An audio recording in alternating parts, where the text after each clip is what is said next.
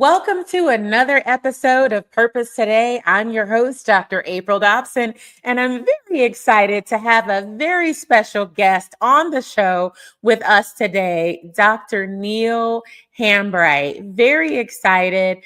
Dr. Neal Hambright is the author of the two-way interview. He's also authored other books, which we'll talk about later in the show today. He is also the founder of Hambright Publishing, LLC. And Dr. Neal Hambright is also a senior HR professional in the federal government and an adjunct professor. So I'm very excited to introduce our special guest, Dr. Neal Hambright. And on today's show, we're going to talk about something that candidates are normally making mistakes on during their interview. And today we are in our series, Purpose for Success, talking about interview tips. And our theme today is the two-way interview. So during today's episode, Dr. Neal is going to share a common mistake that candidates are making with interviews. Yes. Thank you, Dr. Dobson. And one of the common mistakes that individuals make during the interview is that a lot of times the interviewee, which is usually the person that's being interviewed, oftentimes try to impress the interviewer just so that way they can get the job there, because the job is the goal there. Everyone wants to, interview with the purpose of being hired by the interviewer. But one of the common mistakes that the interviewee makes is that they try so much to impress the interviewer that they fail to take the opportunity to interview the interviewer just as much as the interviewer is interviewing them, which is the interviewee. So that's one of the common mistakes. And in the two-way interview, I had laid out a format and a methodology that will help both the interviewer and the interviewee to interview each other to make sure that they're asking the right probing questions, which ultimately to make sure that both of them are a good fit for each other. Absolutely. So you don't want to miss this power-packed episode of Purpose Today with our special guest, Dr. Neal Hambright. Don't go anywhere after these special sponsor messages. We'll be right back.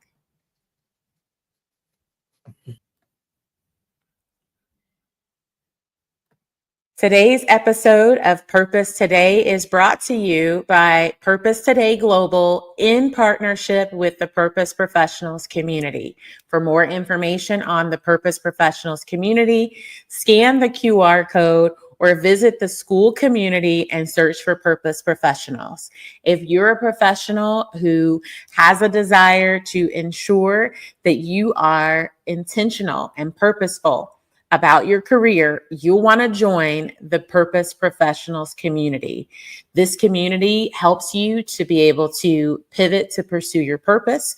If you're also a professional who wants to grow your career, you want to develop, or you're an entrepreneur who wants to purposefully align your business, or you're a professional who wants to network with like-minded professionals, then join the Purpose Professionals community on School. The community offers a variety of courses like mindset, leadership, courses on developing or revising your resume, and so much more. The community also offers live virtual sessions on various topics. And we have our Purpose for Success series. So scan the QR code for more information on the Purpose Professional community.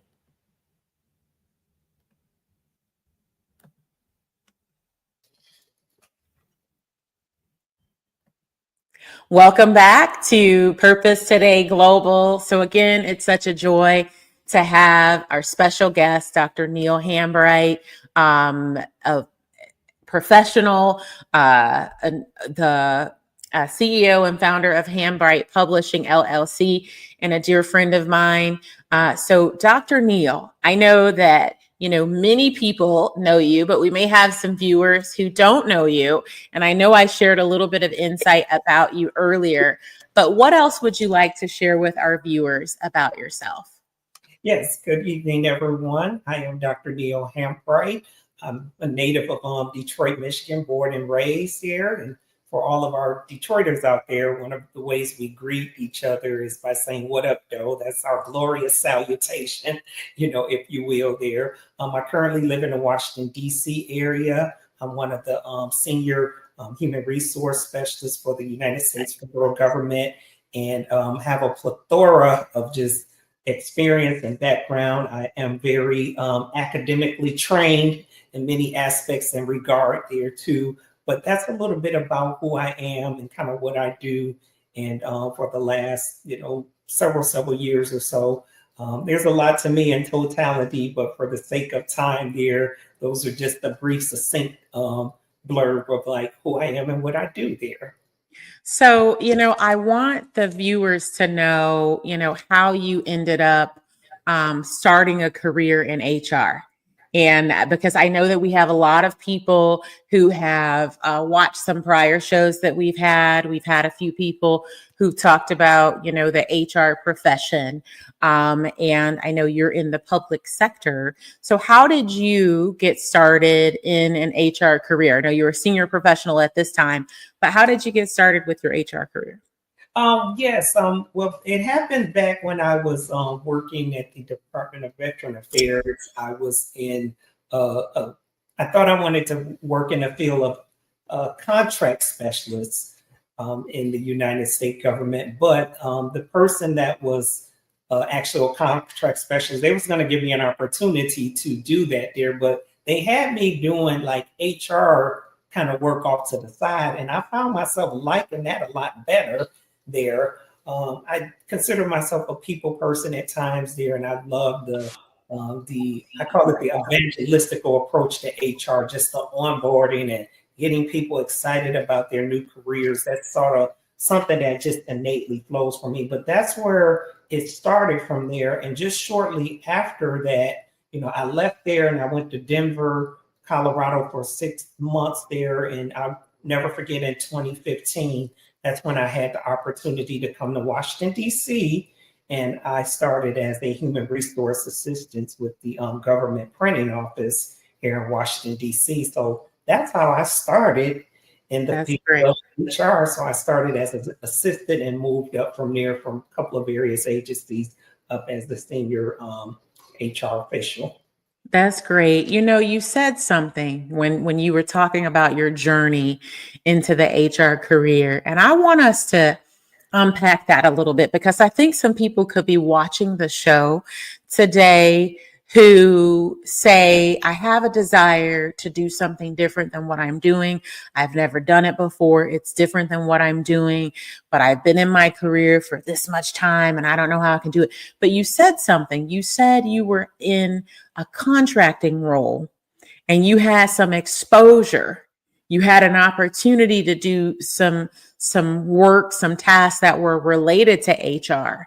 Now, how did that opportunity come to you? Was that something you volunteered to do? Were you asked, about the opportunity? How did that transpire? And how much did you have to be intentional about keeping other HR opportunities available to you? Did you seek them out? So can you tell us a little bit more about that? Oh, yeah, no, absolutely, Dr. Dobson. But yeah, that one opportunity, the servicing person that was the contractor, they kind of had their own office down in the Jefferson Barracks area at the Department of Veteran Affairs. So in them having their own office, their primary work was doing contract specialist work in the federal government. We put jobs in certain series, so that's 1102 series there. But because she had to do some hiring, and that sort of thing like that, that's how I ended up kind of doing that type of work. And out of that, I found myself liking that a lot better because their main intentions, they wanted me to go into the 1102, which is the contract specialist route there. And after having some exposure and to see what it was, and there's some technicalities and stuff to being a contract specialist.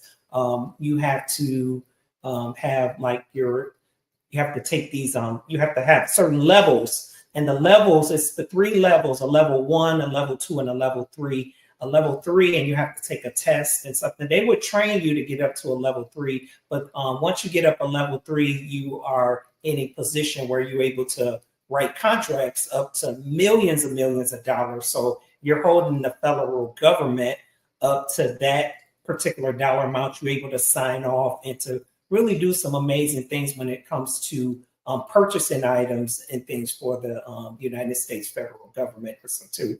So not that I didn't want to go in it because of that there. I just found like my niche in HR. I love going this part there. I'm like, I like this than that. So, and one thing about it, my leader, she respected that too. She was like, oh, okay. I had my own office and I was doing that for that whole area there and loved it and loved that person too. They're still out there and around. So I hope they get an opportunity to see this. That's good. Now, you said that later you ended up going to work for the government printing office, specifically in an HR role. Now, was that a role that you applied to get to the government printing office? Yes, I did there. I applied to that back in 2015 because I'll never forget. It was March of 2015 because I had moved to Denver, Colorado, and I thought I was going to stay in Denver. I connected with some wonderful people there during that time. They're a great church family. A lot of them, they've kind of moved on and stuff there too. But that opportunity became available and I took advantage of it during that time frame.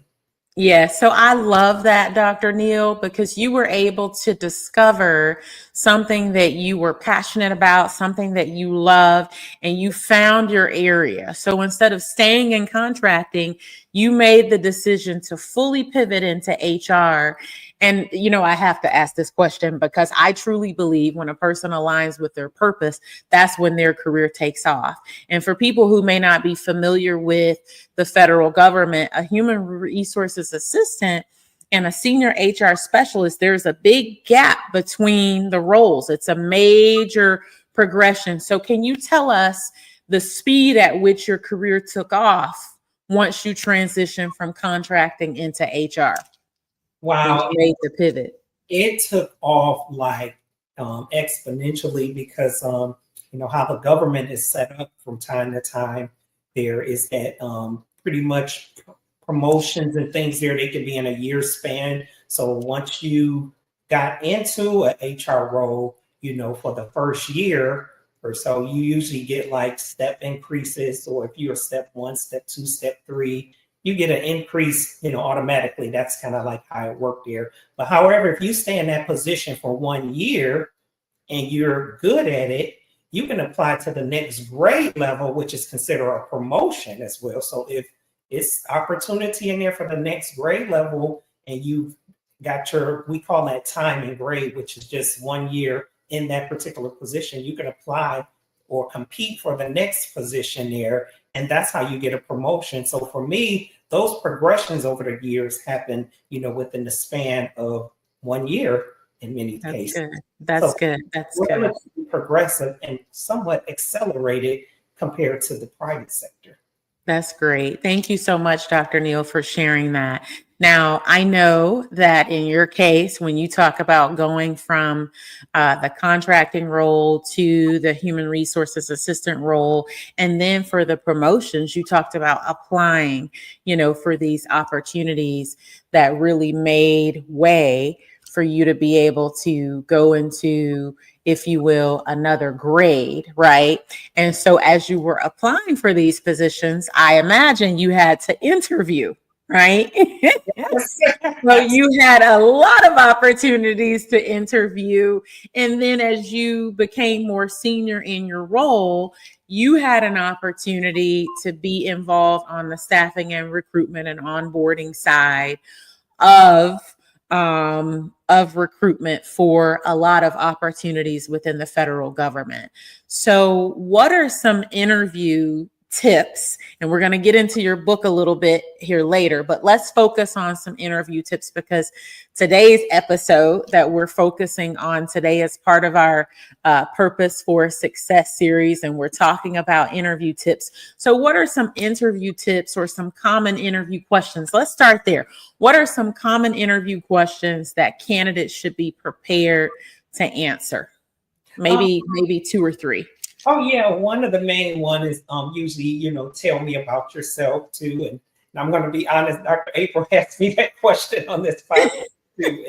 And the goal for that particular question is not to go off and to just give anything personal about yourself, but just give a brief generalization of like who you are, what you've done like professionally, like a summary of like some professional highlights, and that the reason why you're looking to pursue other opportunities, maybe for growth or development or so. But just a brief summary, I would say probably keep it less than 2 minutes or so. Just a very succinct overview of who you are, maybe some of what you're currently doing, and highlight some of a few things of accomplishments that you've done that you would look further in talking to as you progress in the interview. And that's pretty much it there.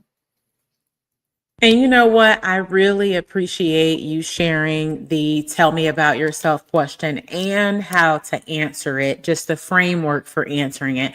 And I think it is important for them to make sure that they only talk about, professional information, that they avoid anything personal, that they give an overview about themselves. And I think it's great for them to mention accomplishments too. That's an important question to be prepared to answer. The tell me about yourself question. What's another question that candidates should be prepared to answer when they're interviewing?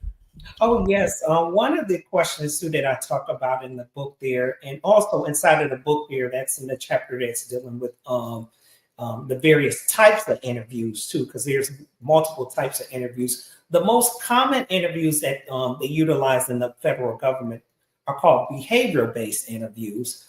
Those typical interview questions usually start off like with, tell me about a time where you had to deal with a difficult customer. You're going to tell them about the situation, just briefly. Then you're going to tell them about the, a brief scenario about the problem that had occurred.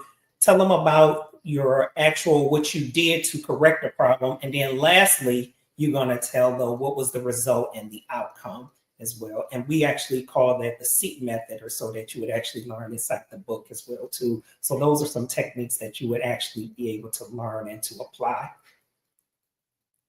Mm-hmm. Thank you so much, Dr. Neal. So those behavioral-based questions are so important, because really they're trying to get insight on how you would respond in certain situations. And I really like the fact that you talked about really describing what happened, the time, describing the outcome. And so for many of you the STAR method, what was the situation? What was the task at hand? What actions did you take? What was the result? You also have the SOAR method. What was the situation? What obstacles did you face?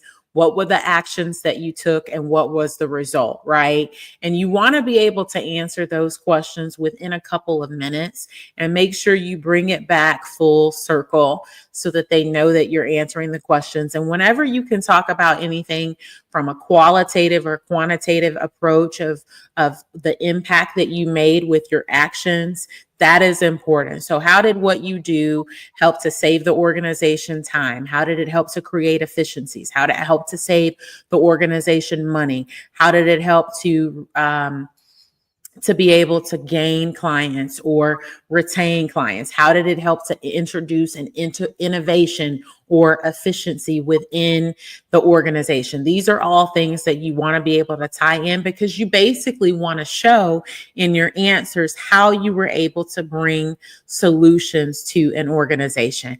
Now, I want to get into this last question, and then we'll get to talking about your book. I want to get into common mistakes that you see that candidates make. What's the biggest mistake that you see that a candidate makes when they are interviewing? What is the biggest mistake? One of the biggest mistakes, Dr. Dobson, is a lot of times some candidates have a tendency to overshare. They tend to give more information than what was actually asked of them too. And that's not necessarily like a major red flag, but you also want to make sure that, and that was one of the things when you so eloquently spelled out the STAR method and everything. Once you answer those questions, meet all of those different methods in the STAR method. Once you answer those questions, you pretty much answered the questions there. So you don't have to add anything in additional to that there. But oversharing seems to be one of the biggest points where people tend to go off and just kind of, give more than what's asked of them. But I have tools inside the book there that will definitely help you to just to answer the questions that you're asked. And once you answer them, you've answered the question. Yes, and you want to make sure that you don't overshare. That is important. Some information that shared is not necessary to share. So you want to avoid talking about anything personal in the interview. You want to ensure that you're not talking about your political affiliation. You're not talking about, your health information. You're not talking about, your family. There's just certain things that you're not supposed to talk about. You're not supposed to talk about your age, keep it professional, keep it professional. So now as we get into the two-way interview, there's something that most candidates don't understand when it comes to interviewing. And what is that, Dr. Neal? One of the questions that sometimes I notice that when we're interviewing clients here, it's important to make sure that you take some notes as well too while you're interviewing, because a lot of times the interviewer can ask multiple questions sometimes too.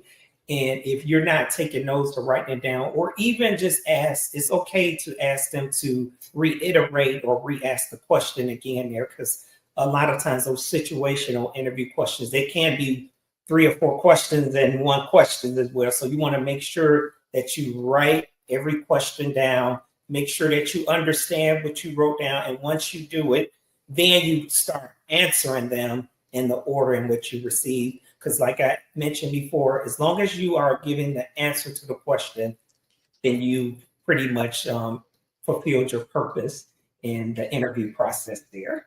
Absolutely. Now we have to go back to this thing that candidates are missing. The thing that candidates are missing. And I know you talk about it in your book, right? So when they're interviewing, this is something that they miss and that they don't think about. So what is it that, candidates don't think about when they're interviewing? People try to impress the interviewer, but what is it that candidates need to know when they're interviewing? One of the main things that the candidates need to know while they interviewing, or if they in the role as the interviewee, is they want to make sure that they asking the interviewer, questions, about them, particularly their leadership style, what's their mode of communication or so too. I also wanted to share, in addition to the two-way interview, is not just the application of the two-way interview can be applied not just in interviews for getting a position, but in life in general as well too. Let's say if you are, you're dating or you're courting someone, you want to be able to ask, your potential, significant other or in that relationship, 2 certain questions about them to get to know. The same concept applied, as you're looking for a job. You want to ask them probing questions like what their leadership style. From a relationship standpoint, it's almost asking like, what's your love language? Do you like this, or do you like acts of service? In the professional sense, you want to ask the interviewer somewhat same a question. What's their professional language? How about that? Yeah. That's a good way of the interviewee interviewing the interviewer, because as I mentioned, a lot of times these individuals are your direct reports and context, and you want to make sure that their values and goals are in alignment, not just with the organization. Because many times, if you're at an interview, the job in most cases is not the question. You usually don't get to an interview if you're not, you don't have no qualifications of any sort. As well, the fact that you made it to the interview, it's just a matter of them, selecting you, or they're impressed by, your resume or candidate, or just you in general as well too. But yeah, you definitely want to make sure that you're asking them those questions as well. And once you get those questions and they both are in alignment and both of you are in alignment, it's a win-win relationship, and you're going to have a great relationship, working for that company or that individual, that organization as well too. Yes. The relationship standpoint, you have great relationships when you all understand love languages and those sort of things like that too, because of communication is a major part of relationship. Absolutely. Purpose. Dr. Neal, I'm so glad that you shared, because a lot of people are missing the fact that it's a two-way interview. You said it, it's not just one way, it's two-way. While the interviewer is interviewing the interviewee, the interview is also interviewing the interviewer or interviewers, because sometimes there's a panel.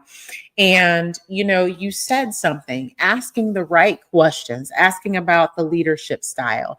And, I have to ask you this question so that candidates who are preparing for interviews, because you said something, you said, if someone is being interviewed, then whoever they're being interviewed by at the company already has the confidence in them that they can do the job. It's just reinforcing what they've already demonstrated in prior interviews or in prior phone calls or in their resume, because the resume gets you the interview and the interview is what gets you the job. So ensuring that you show up confidently, right?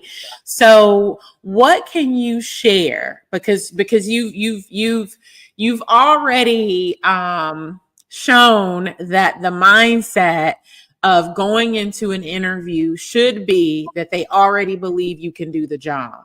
So what is it that a candidate can do to help to reinforce that they're the right person for the job? I think you hit on a key word there is, your confidence as well. Yes. Having confidence, in yourself, and your confidence, it comes across in the way you speak, the way you talk, the way you project yourself. I also talk about a section in the chapter very briefly, how you dress. There's a saying, you dress how you want to be addressed. And, and that's a key factor in your appearance and how you look as well. A lot of people have, different views on, how you look in certain dress codes and everything, but your appearance plays a major role in terms of how your confidence or how you come across to individual. Perception is everything too in that process there too. So a lot of times people, they may not buy what you say so much, but they will buy you first. So you become the first impression and representation. So you always want to make sure that you bring that forward the best. So you may want to go out and, make some investments in, a jacket, blazer, tie. If you're a gentleman, a nice blouse or suit. I know, April, you are amazing in the fashion department there too, because you present yourself very well. Always as well too, just knowing what to wear or how you come across and presenting yourself in those settings there too. So I talk about that in the book too. Dress how you want to be addressed, and that determines how people, respect you as well. That's good. Now let's turn our focus on the two-way interview. Now, thank you for releasing the two-way interview. This is an excellent resource. I want you to share. I know you talked about you have elements about confidence and you have elements in the book where you talk about the types of questions, but can you just give viewers, I think they know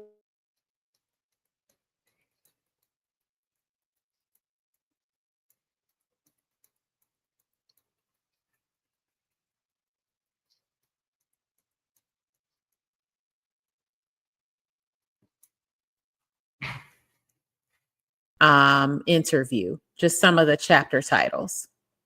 Oh, could you reiterate that, please, Dr. Yeah, so I know that you talked a little bit about the fact that you have confidence that you address in the two-way interview. You talked about questions that you have, and you talked about the importance that interviews are two-way.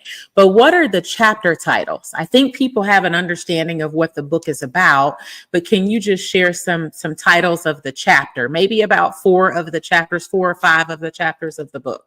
Oh yeah, no, absolutely there. I would start at chapter 4 because chapter 1 and chapter 2 was just kind of an introspective kind of look there, which we kind of already covered in our discussion. But chapter 4 is getting ready for your role as the interviewee. So that's what we just kind of talked about. That's chapter 4. Chapter 5 is preparing your role as the interviewer. So it's not just about the interviewee. I have something for the interviewer as well too. Chapter 6 is building rapport and trust. That is very, very key, in that setting as well too, because you want to make sure that you feel like who you're sharing and who you're talking to, that you actually trust them. And when you build a rapport with individuals, folks feel a little bit more comfortable and relaxed and, sharing things that that's relevant, to the two-way process there too. The last, we go on to chapter 7 where it says asking the right questions. I have something there. And also in chapter 8 is reading between the line. It is not what is said, because a lot of times, it's not so much what a person can say. You also have to pay attention to the clues and know how to, what the young people say nowadays is read the room. You got to listen to what people are not saying, because when you're not saying something, you're actually saying something as well too. So paying attention to body clues and gestures as well. That's what you would learn in chapter 8. Chapter 9 is like managing difficult conversations. That's kind of important as well. And then it goes on to chapter 10, transforming the interview into a dialogue and not an interrogation. That's a really, really good chapter. That's a good one. That's a really good one. I'm going to leave that one. That's going to be like the T there. You want to make sure you stay tuned to chapter 10 there.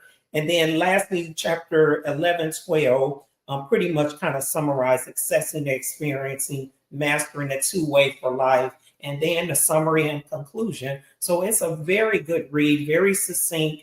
My target audience is pretty much anyone that's in career changes or transition or just want to be better at this. It's a great tool. My target is mostly college students as well too. So I definitely want, because these are skills that's going to help them, as they're progressing in their careers and their life and, and moving out your house into the real world as well. And we want them to be well prepared for now and generations to come. So that's the two-way interview.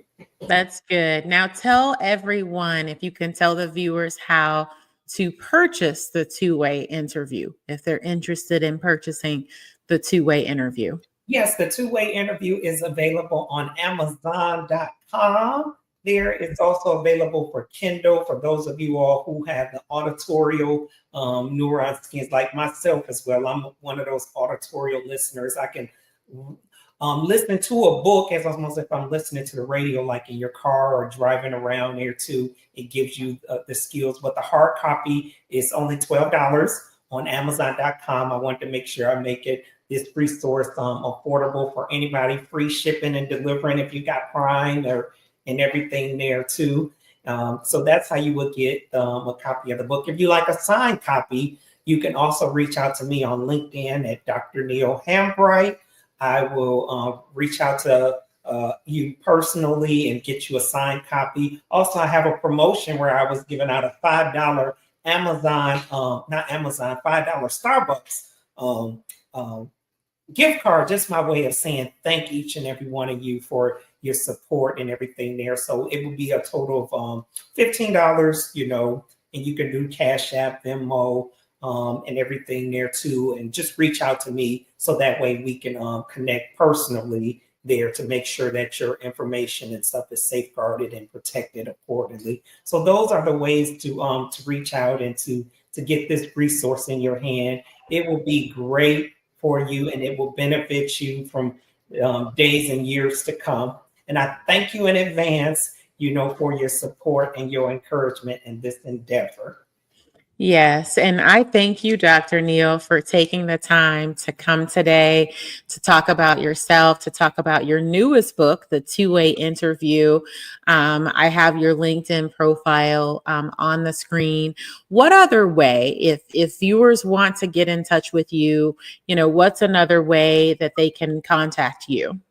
Oh, yeah, you can contact me through Facebook at Neal Hambright. Just inbox me and I will reach out to you personally and be happy to connect with you. LinkedIn is one of the other professional forums as well, too, where we can reach out and connect and just build and bond and create great relationships.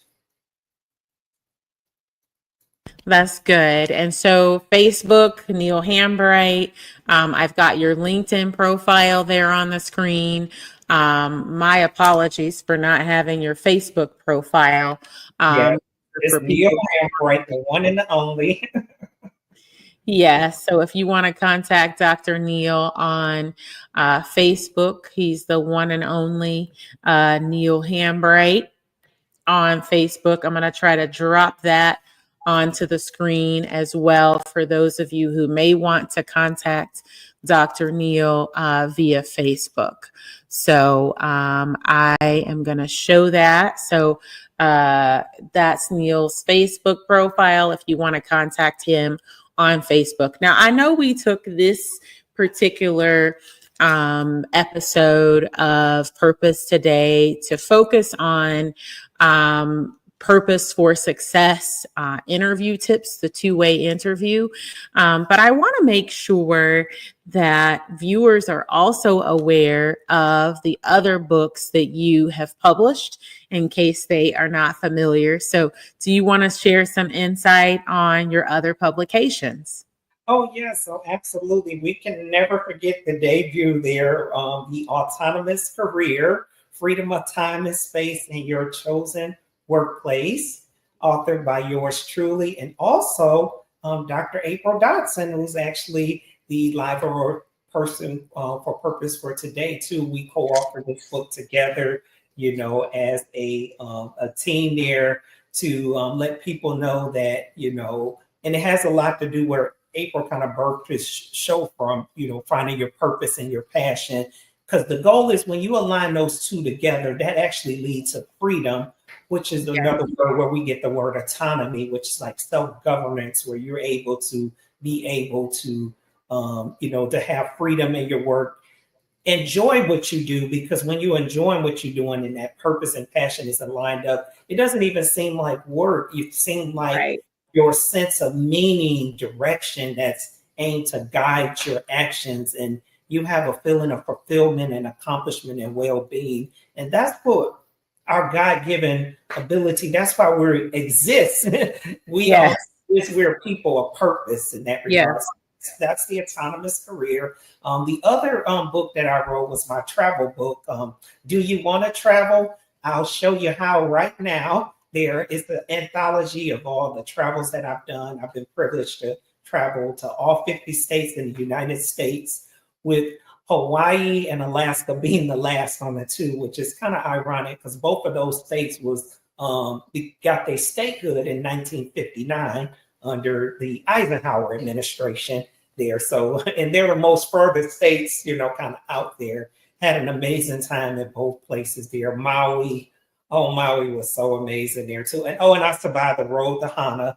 I'll never read that again. So those of you all out there know about the road to Hana in Maui, Hawaii, I will never ever read that road again.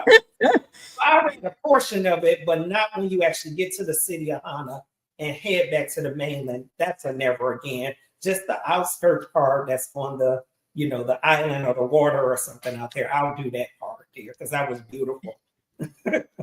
Well, the two-way interview. This is the most latest book out there. It's not just one way, but two. While you're interviewing me, I am interviewing you. Yes, absolutely. So thank you again, Dr. Neal. It's been such a joy to have you as a guest on Purpose Today. You've shared some wonderful, valuable nuggets. And I just want to recap on some things that you shared. Dress how you want to be addressed. Confidence is key in interviews.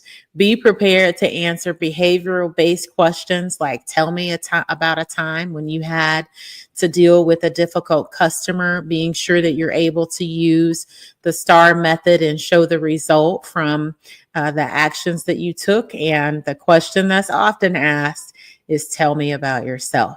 So this has been great. You've shared so much insight, and people have to remember that the interview is two-way between the interviewer and the interviewee.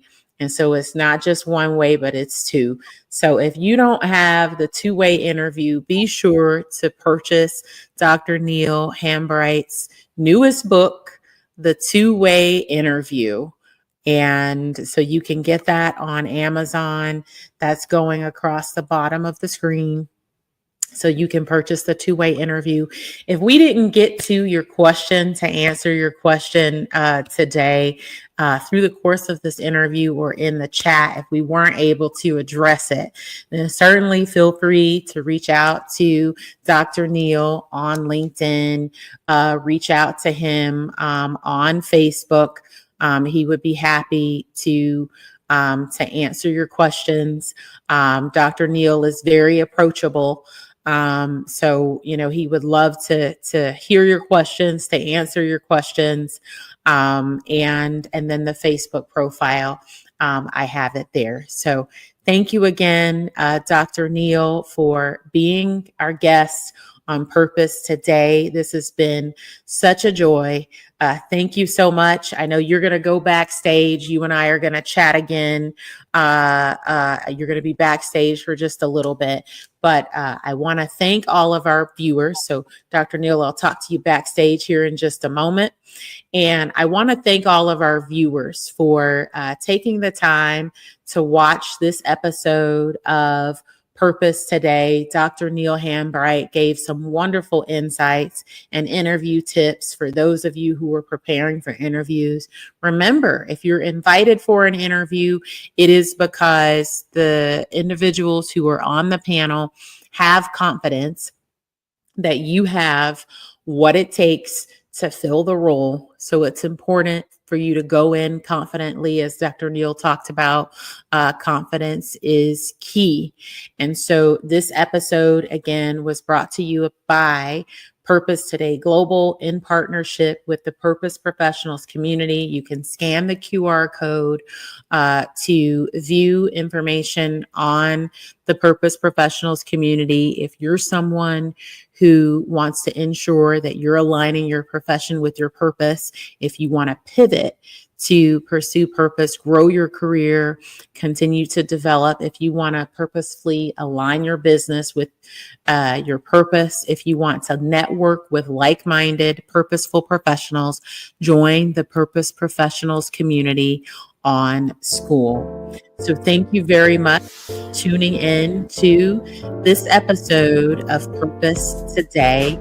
I'm your host, Dr. April Dobson, and it's been such a joy to have you viewing our episode today, Purpose for Success, the two-way interview, talking about interview tips with the author of The Two-Way Interview, Dr. Neal Hambright. So thank you again for tuning in. Be purposed today and every day, and we'll see you on another episode of Purpose Today.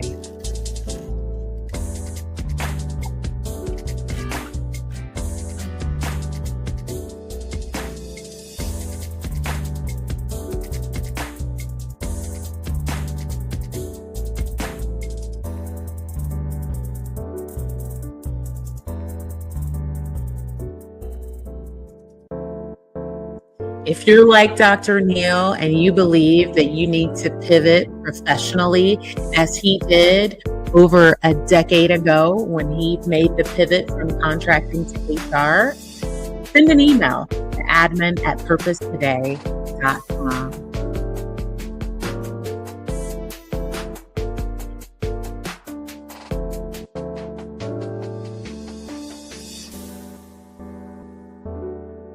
We also want to invite you to complete the Purpose to Profession Alignment Interest Form. The link is on the screen, and as a gift for completing the form, we'll send you the Purpose to Profession Alignment Matrix tool.